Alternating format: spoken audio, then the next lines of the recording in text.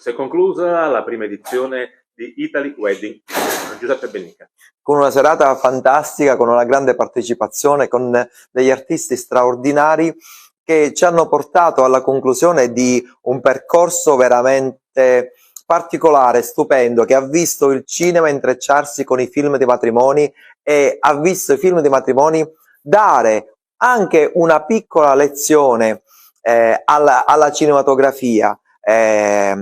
Un evento che molti filmmaker aspettavano da tempo perché si volevano misurare con dei master che dall'alto arrivavano ad un territorio finora quasi inesplorato, quello del film del matrimonio. Per master intendo coloro che dal cinema hanno sviluppato verso i partecipanti alle masterclass delle idee e delle aperture mentali ancora maggiori verso il filmmaking di matrimonio. Ci aspettiamo l'anno prossimo una grande partecipazione, ancor più di quest'anno, perché la più grande soddisfazione è stata quella della prima edizione, che ha portato tantissima curiosità e tantissime persone a vedere qualcosa che gli stessi master hanno definito singolare e per certi versi straordinario. Il sound di Lelon Alfino del duo a Italy Wedding Film.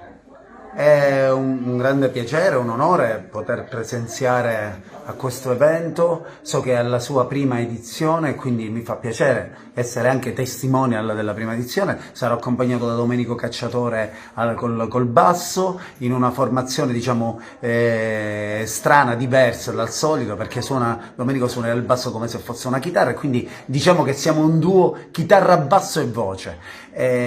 Naturalmente so che la mia canzone Cocciu d'Amori è presente in ogni video che gli sposi fanno, e quindi questa cosa mi riempie di gioia e di orgoglio. Stasera cercherò di allietare la gente con le mie canzoni, col mio sound, e spero che la gente gradisca anche questa formula in duo. La comicità di Giovanni Cacioppo a Italy Wedding Film. Buona giornata a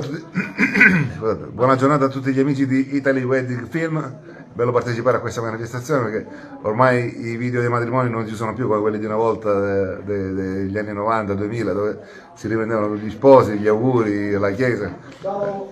Adesso è quasi un cortometraggio, insomma, la regia diventa molto importante, bisogna curare molti dettagli, molte cose, è diventato un altro lavoro praticamente. Cioè, i fotografi vecchi non esistono più. Vito D'Agostino, la tua partecipazione e la tua impressione su Italy Wedding Film.